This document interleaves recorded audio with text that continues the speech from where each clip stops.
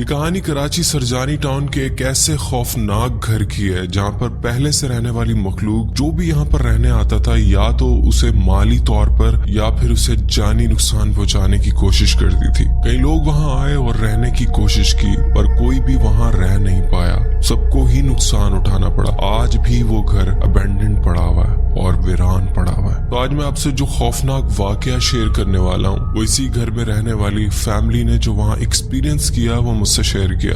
تو دل تھام کے سنیے گا، اور اگر آپ کو ڈر لگتا ہے تو اسٹوری کو سکپ کر دیں، اور اگر آپ کا دل ہے اسٹوری سننے کا تو آیت الکرسی پڑھ لیں اور اپنے آس پاس حصار باندھ لیں، کیونکہ سنا جب ان چیزوں کی آپ باتیں کر رہے ہوتے ہیں، ان پہ انٹرسٹ لے رہے ہوتے ہیں تو یہ بڑے انٹرسٹ سے آپ کے قریب آ جاتی ہیں اور اپنی باتیں سننے لگتی ہیں۔ تو آپ کو ڈر نہ لگے، آیت الکرسی پڑھ لیں۔ السلام علیکم، میرا نام ہے عدنان اور میں آپ لوگوں کی بھیجی گئی ہارر سٹوریز کو نریٹ کرتا ہوں۔ اگر آپ بھی مجھ سے اپنی سٹوری شیئر کرنا چاہتے ہیں تو ڈسکرپشن میں ایک واٹس ایپ نمبر ہے اور ایک ای میل ایڈریس ہے، آپ اپنی سٹوریز لکھ کر یا وائس میسج کے ذریعے مجھ سے شیئر کر سکتے ہیں، میں بیسٹ سٹوری سلیکٹ کر کے اس پہ نریٹ کر دوں گا۔ چلتے ہیں آج کی سٹوری کی طرف۔ السلام علیکم عدنان، کیسے ہیں آپ؟ امید ہے آپ خیریت سے ہوں گے۔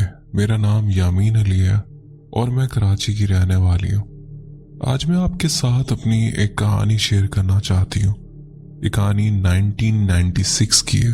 تب میری عمر 14-15 سال تھی۔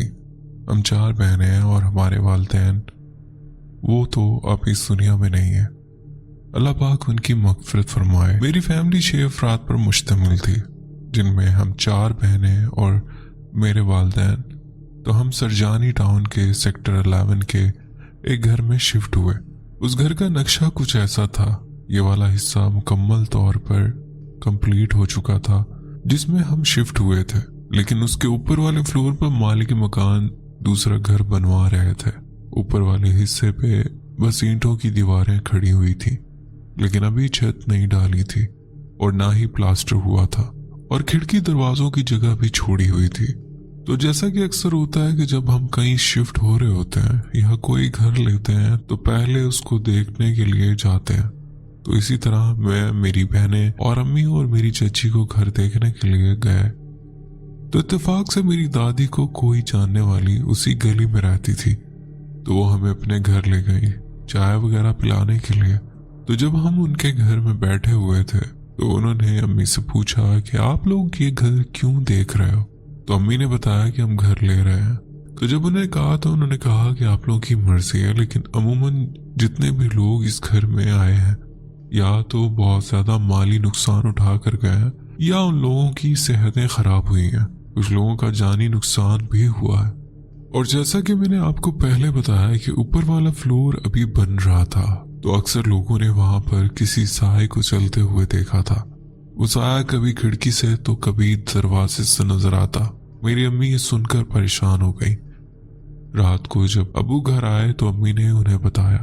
ابو ان سب باتوں پر یقین نہیں کرتے تھے، انہوں نے کہا کہ نہیں، ایسا کچھ بھی نہیں ہے۔ امی، ابو اور ہم بہنیں ایسے تھے کہ قرآن پڑھنے والے، نماز پڑھنے والے۔ تو ابو نے کہا کہ ایسا کچھ بھی نہیں ہوتا، اور اگر کچھ ایسا ہوا بھی تو ہم لوگ اتنا عبادت کرنے والے ہیں، گھر میں انشاءاللہ سب کچھ ٹھیک ہو جائے گا۔ تو ہم لوگ ایک ہفتے کے اندر اندر اس گھر میں شفٹ ہو گئے۔ نیچے والے فلور کا نقشہ کچھ اس طرح سے تھا کہ گیٹ سے جیسے ہی اندر آتے تھے ایک لمبی سی گیلری تھی، اور گیلری سے یہ ہوتا تھا کہ ایک زینے کا دروازہ تھا جس سے اوپر والے فلور پر جا سکتے تھے، اور ایک دروازہ وہ تھا جس سے ہمارے گھر میں انٹری ہوتی تھی، اور ایک لیونگ روم تھا، اوپن کچن تھا اور ایک بڑا روم تھا، جبکہ گھر کے پیچھے والے حصے میں ایک اور بیڈ روم تھا، اور اس بیڈ روم میں ایک اٹیچ باتھ روم تھا۔ اور جب گھر میں انٹر ہوتے تھے تو گیلری میں رائٹ سائڈ پر بھی ایک واش روم تھا اور لیفٹ سائڈ پر اوپر جانے والا راستہ تھا۔ تو ہم لوگ اس گھر میں شفٹ ہو گئے اور رہنے لگے۔ اس گھر کی بناوٹ کچھ اس طرح سے تھی کہ گیلری کے علاوہ کہیں بھی سورج کی روشنی یا باہر کی ہوا نہیں آتی تھی۔ وہاں پر کچھ بھی اچھا نہیں لگتا تھا، ایک عجیب سی وحشت اور گھٹن ہوتی تھی۔ شروع کے 3 مہینے تک تو کچھ بھی نہیں ہوا، سب کچھ ٹھیک تھا، اور پھر آہستہ آہستہ چیزیں ہونا شروع ہوئی، اور ہم میں تھا کہ جیسے ہی مغرب ہوتی تھی گھر کی لائٹس آن کر دیتے تھے۔ تو ایک دفعہ ایسا ہوا کہ مجھ سے چھوٹی سسٹر وہ ایک روم کی لائٹ جلا رہی تھی، تو جیسے ہی وہ سوئچ آن کر کے واپس مڑی تو ٹک کی آواز کے ساتھ سوئچ بند ہو گیا۔ تو اس طرح 2-3 بار ہوا. جب اس نے بار بار سوئچ آن کیا تو وہ جو ٹیوب لائٹ تھی وہ ایک دم سے بلاسٹ ہو گئی. تو اس کو عجیب سی وحشت ہوئی. تو وہ چیخ مارتی ہوئی روم سے باہر آئی. امی نے کہا کہ ایسا کچھ بھی نہیں ہے, تمہیں وہم ہوا ہوگا. تو انہوں نے اس کی بات کا یقین نہیں کیا. تو جیسا کہ میں نے پہلے بتایا کہ گھر کے پیچھے والے حصے میں ایک بیڈ روم تھا جس کے ساتھ اٹیچ واش روم تھا. ہم چاروں بہنیں اس میں سوتی تھی, جبکہ امی ابو دوسرے روم میں سوتے تھے. اور رات کے ٹائم جب ابو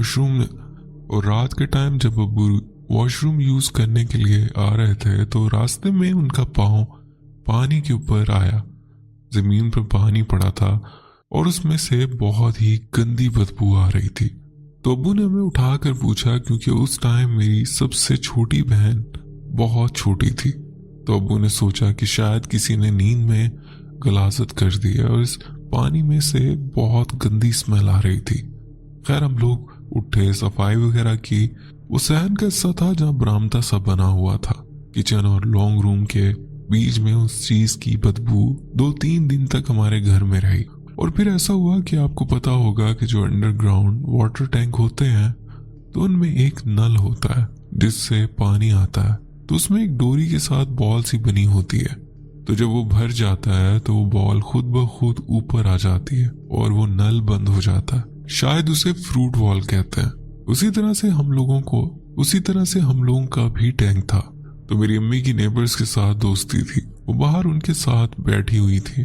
میں روٹیاں بنا رہی تھی. اچانک ہمارے ٹینک میں سے تیز تیز پانی بہنے لگا. تو میں جلدی سے بھاگ کر امی کو بلانے گئی کہ شاید اس بال کی ڈوری ٹوٹ گئی ہے, کیونکہ ٹینک بھر گیا ہے اور وہ نل بند نہیں ہوا.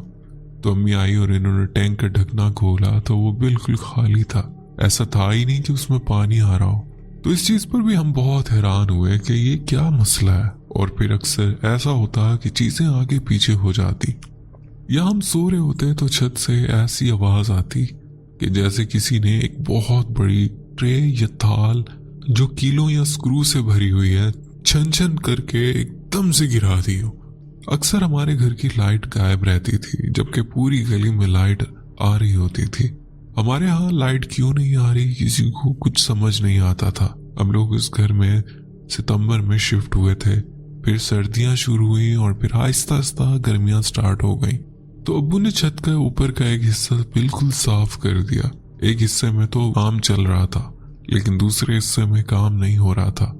تو میرے ابو نے وہاں سے ریت مٹی ہٹا کر اس کو دھو کر اچھے سے صاف کر دیا کہ رات کو جب لائٹ چلی جاتی تھی تو ہم لوگ وہاں پر سوتے تھے, کیونکہ وہاں پر دیواریں تو کھڑی تھیں لیکن چھت نہیں تھی. تو پھر بھی وہ تھوڑا ٹھنڈا رہ جاتا تھا تو ہم لوگ وہاں سوتے تھے. تو اکثر ایسا ہوتا تھا کبھی کسی ایک بہن کے پیر میں گدگدی ہوتی تو کبھی کسی دوسرے کے پیر میں. عجیب چیزیں ہو رہی تھیں لیکن ہم لوگ دھیان نہیں دے رہے تھے. تو ایک دن یہ ہوا کہ معاملات تھوڑے زیادہ ہونے لگے. ہم سب بہنوں میں مجھے ڈر نہیں لگتا تھا, میں زیادہ نہیں ڈرتی تھی. تو ابو نے کہا کہ اوپر چھت کے جس حصے میں ہم سوتے ہیں تم کبھی کبھی وہاں جا کر بھی نماز پڑھ لیا کرو, وہاں پر بھی تھوڑی عبادت ہو جایا کرے گی تو ٹھیک رہے گا. اب یہاں بات سننے والی ہے کہ ایک دن میں جب نماز پڑھ رہی تھی تو ایسا ہوتا ہے کہ جب انسان نیت کر کے کھڑا ہو نماز میں تو ارد گرد آنکھوں کے سائیڈ ویژن سے نظر آتا ہے کہ کیا ہو رہا ہے. تو میں اس جگہ پر نماز پڑھ رہی تھی جہاں ہم اکثر بستر لگا کر سوتے تھے. تو اچانک مجھے اپنے لیفٹ سائڈ پر دکھ رہا تھا کہ دیوار کے پیچھے سے کوئی چیز مجھے جھانک کر دیکھ رہی ہے اور پھر چھپ رہی ہے, اور ایسے 3 بار ہوا. تو جب مجھے یہ فیل ہوا تو میں ڈر گئی کہ یہ کیا ہے. اور وہ چیز ایسے تھی جیسے کہ عورتیں نماز پڑھنے کے لیے سفید چادر کو اپنے سر پر لپیٹتی ہیں. اس نے بھی اسی طرح سے چادر یا جو کچھ بھی تھا لپیٹا ہوا تھا, لیکن مجھے اس کا چہرہ نظر نہیں آیا. تو مجھے وحشت ہونے لگی. پہلے تو میں نے سوچا میں بھاگوں, پھر میں نے کہا کہ نہیں, میں اپنی نیت میں ہوں اور اس سے زیادہ حفاظت اور حصار اور کیا ہو سکتا ہے. تو میں نے اپنی نماز مکمل کی اور آخری 2 نفل رہ گئے تھے. جب میں وہ پڑھ رہی تھی تو نماز پڑھتے پڑھتے میرے دل میں سے خوف چلا گیا. تو میرے دماغ میں یہ آیا کہ نہیں, ये मेरा वहम था या फिर मेरी कोई बहन मुझे डरा रही थी। तो जब मैंने अपनी नमाज पढ़ ली तो मैं मजे से छत पर घूमने लगी जहाँ पर वो कमरे बने हुए थे और वहाँ रेत मिट्टी भी पड़ी थी।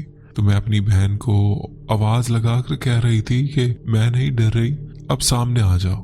वैसे बहुत अच्छी कोशिश की तुमने, लेकिन वहां पर कोई भी नहीं था। फिर मुझे एक अजीब सी वहशत होने लगी कि मेरे पीछे कोई चीज खड़ी है। तो मैं भागती हुई नीचे आई तो मेरी अम्मी कहती हैं कि मेरी शक्ल देखने वाली थी। मेरा चेहरा बिल्कुल पीला हुआ था, मेरी आंखें फटी हुई थी, मेरे मुंह से अल्फाज नहीं निकल रहे थे और जो भी निकल रहे थे वो टूट टूट कर निकल रहे थे, ऐसा कि मैं एक सांस में बोलना चाह रही थी लेकिन बोल नहीं पा रही। खैर जब मेरी तबीयत थोड़ी बहाल हुई और मैं बैठी तो मैंने अम्मी को बताया कि मेरे साथ छत पर ऐसे ऐसे हुआ है। तो मेरी अम्मी ने कहा कि अब हमें किसी को बुलाना चाहिए घर पे थोड़ी पढ़ाई के लिए, कि जैसा कि आपको पता चल गया होगा कि मेरा कोई भाई नहीं, हम 4 बहनें ही थी और मैं सबसे बड़ी थी 14-15 साल की। और इतनी जल्दी घर छोड़ देना कोई आसान बात नहीं होती और वहां पर एग्रीमेंट्स भी होते हैं 11 महीने के, तो हम वो एग्रीमेंट भी नहीं तोड़ सकते थे। तो अम्मी ने अब्बू से बात की और उनसे मशवरा करने के बाद अब्बू ने एक आलिम को बुलवाया। आलिम साहब आए और इन्होंने हमारे घर में पढ़ा, ऊपर छत पे भी पढ़ा। तो इन्होंने ये बताया कि यहाँ कोई बहुत ही भयानक और बुरी चीज है। मैं ये घर कील भी नहीं सकता। किलवाना उसे कहते हैं कि पड़ी हुई 4 कीलें होती हैं, वो घर के चारों कोनों में ठोक दी जाती हैं हिफाजत के तौर पर, वो एक हिसार होता है। तो इन्होंने कहा कि मैं इस नीयत से आया था कि मैं आपका घर कील दूं, लेकिन मैं कील भी नहीं सकता क्योंकि यहाँ पर जो भी चीज है वो बहुत ही खतरनाक है। इन्होंने घर के चारों कोनों में खड़े होकर आंखें बंद करके कुछ पढ़ा तो इन्हें ये पता चला कि वहां पर जो भी चीज है वो ये कह रही थी कि हम लोग इस घर से चले जाएं, क्योंकि पहले वो हमें माल के जरिए तंग करेगी, हमारी माली चीजों पर हमला करेगी और अगर हम लोग फिर भी ना गए तो वो जानी तौर पर हमारा नुकसान करेगी। खैर फिर अब्बू ने घर की तलाश शुरू की, लेकिन अब्बू ने हमारे घर की जो माली मकान थी उनको बताया कि आपके घर का ऐसा ऐसा मसला है। तो इन्हें यकीन नहीं आया, इन्हें लगा कि कोई इनके घर को बदनाम कर रहा है और इनकी बात भी ठीक थी। तो इन्होंने क्या किया कि वो अपने सबसे बड़ी बेटी और अपने भाई के साथ अब्बू की इजाजत से एक रात हमारे यहाँ रहने के लिए आ गई, ये देखने के लिए कि वहां पर क्या है, क्योंकि तब हमारे घर के मामलात काफी हद तक खराब हो गए थे। माली मकान को बताने से पहले एक रात ऐसा हुआ कि हम लोग सो रहे थे। मेरे अब्बू की आदत थी कि वो अपने पैसे तकिया में रख कर सोते थे। तो एक रात बिस्तर लगाते हुए वो तकिया मेरे पास आ गया। वो तकिया मेरे सर के नीचे रखा हुआ था और आधी रात का वक्त मुझे ऐसा लगा जैसे कोई अपने नाखून से तकिए पर खरोच रहा है। वो आवाज इतनी ज्यादा थी कि मैं नींद से जाग गई। तो मैं तकिए को सेट करके लेटने लगी तो मेरा हाथ अब्बू के पैसों पर लगा। तो मुझे याद आया कि उस दिन आलिम साहब आए थे और इन्होंने कहा था कि माल का नुकसान होगा। वो तकिया सारी रात अपने सीने से लगा कर बैठी रही और पढ़ती रही।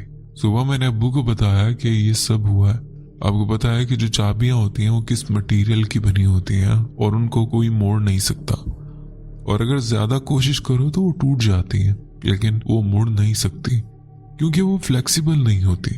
तो मैंने अब्बू को बताया इस तरह से आपके पैसे थे और मैं तंग हो रही थी और सारी रात मुझे परेशानी हो रही थी। तो अब्बू ने कहा कि चलो कोई बात नहीं, अल्लाह का नाम लेती रहा करो, विर्द करती रहा करो। हम सब लोग हर वक्त घर में कुछ ना कुछ पढ़ते रहते थे, तिलावत करते रहते थे हिफाजत के लिए। सुबह का टाइम था तो अब्बू अपने ऑफिस जा रहे थे।